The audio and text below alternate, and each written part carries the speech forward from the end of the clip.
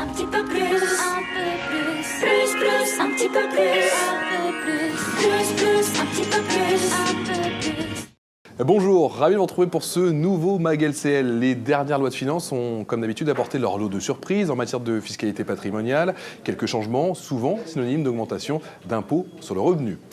Alors, qui est concerné par cette nouvelle tranche d'imposition? Quels sont les changements pour les plus-values immobilières et mobilières? La réponse, c'est tout de suite avec nos experts. Beaucoup de nouveautés en 2013 pour vos impôts sur le revenu de 2012. On va tenter d'y voir un petit peu plus clair avec Justine Lafitte, fiscaliste chez LCL. Bonjour Justine. Bonjour Patrice. Merci d'être avec nous. Premier changement, c'est bien entendu cette nouvelle tranche d'imposition. Oui, elle concerne les revenus supérieurs à 150 000 € qui sont désormais taxés au taux de 45 %. Alors le barème progressif de l'impôt ne comporte plus 5 mais désormais 6 tranches. On les découvre à présent sur ce tableau. Regardez, à chaque tranche de revenu correspond un taux d'imposition. 5,5% pour un revenu n'excédant pas 11 896 €, 14% pour un revenu compris entre 11 896 et 26 420 €, et ainsi de suite. Et en principe, ces tranches sont réévaluées chaque année pour suivre l'inflation, soit entre 1 et 2%. Mais Justine Lafitte, pour la deuxième année consécutive, ce n'est plus le cas. Et conséquence, certains contribuables payent plus d'impôts. Oui, lorsque le barème de l'impôt sur le revenu et le salaire augmentent dans une même proportion, le contribuable ne risque pas de changer de tranche d'imposition et son pouvoir d'achat reste stable. Par contre, si le salaire augmente mais que le barème de l'impôt sur le revenu n'est pas modifié, l'impôt sur le revenu augmente. Prenons un exemple. Un célibataire sans enfant ayant perçu en 2011 29 000 € de revenus imposables. Son impôt sur le revenu était alors de 2 315 €. En 2012, son salaire est réévalué à hauteur de 2% et passe à 29 580 €. Comme le barème de l'impôt sur le revenu est gelé, son impôt sur le revenu passe à 2 420 € alors que son pouvoir d'achat n'a pas augmenté. Autre modification pour 2013, le plafonnement global de ces fameuses niches fiscales, un plafond une nouvelle fois abaissé. Oui, désormais, le montant de certains avantages fiscaux dont vous pouvez bénéficier ne peut excéder 10 000 €. On peut donner quelques exemples de niches fiscales? Oui, par exemple, les réductions d'impôts pour certains investissements immobiliers, pour les souscriptions au capital de PME ou encore pour l'emploi d'un salarié à domicile. Justine Lafitte, vous restez bien entendu avec nous. Ça bouge également pour la taxation des plus-values immobilières. Tout ce qu'il faut retenir, c'est tout de suite dans notre focus. Jusqu'à présent, les plus-values immobilières hors résidence principale étaient taxées, quel que soit leur montant, à 19%. Mais depuis le 1er janvier 2013, une surtaxe a vu le jour.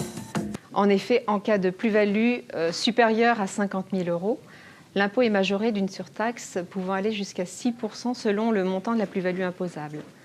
Conséquence, un propriétaire qui réalise une très forte plus-value peut désormais être taxé jusqu'à 25% contre 19% auparavant, hors prélèvements sociaux. Cette surtaxe intervient alors que la fiscalité des plus-values immobilières a été fortement alourdie ces dernières années, en raison notamment de l'allongement de 15 à 30 ans du délai de détention, au terme duquel on est exonéré d'impôts.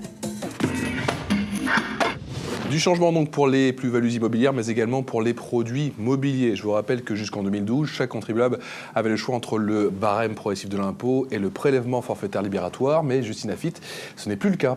Oui, plus de choix depuis le 1er janvier 2013. Les dividendes et les intérêts sont obligatoirement soumis au barème progressif de l'impôt sur le revenu. Un acompte d'impôt doit être prélevé à la source par les banques notamment, au taux de 24% pour les intérêts et de 21% pour les dividendes. Et c'est un compte qui sera déduit l'année suivante de votre impôt sur le revenu. Et en cas d'excédent, la différence vous sera bien entendu restituée. Et à noter que les contribuables dont le revenu fiscal de référence est inférieur à un certain montant pourront demander à être dispensés de cet acompte. Qu'en est-il des plus-values de cession des valeurs mobilières pour les particuliers investisseurs? Les plus-values de cession réalisées en 2012 sont soumises à une taxation forfaitaire au taux de 24%. Par contre, pour les plus-values réalisées à compter du 1er janvier 2013, elles sont obligatoirement soumises au barème progressif de l'impôt sur le revenu. Cependant, les plus-values de cession d'actions et de parts sociales peuvent bénéficier d'un abattement au-delà de 2 ans de détention. Sans oublier les 15% et demi de prélèvements sociaux. Existe-t-il encore, Justine Lafitte, des exceptions à l'imposition du barème progressif? Oui, une imposition optionnelle au taux forfaitaire de 19% est maintenue pour certains créateurs d'entreprises pour les plus-values réalisées dès 2012. De même, les retraits taxables sur un PEA de moins de 5 ans conservent une imposition forfaitaire et la fiscalité de l'assurance vie n'est pas modifiée. Merci beaucoup Justine Lafitte pour cet éclairage. Voilà, c'est la fin de ce MAG LCL. Merci encore de nous avoir suivis. N'oubliez pas de poser l'ensemble de vos questions sur la page Facebook LCL et nous on se retrouve très vite pour un tout nouveau MAG. Ciao.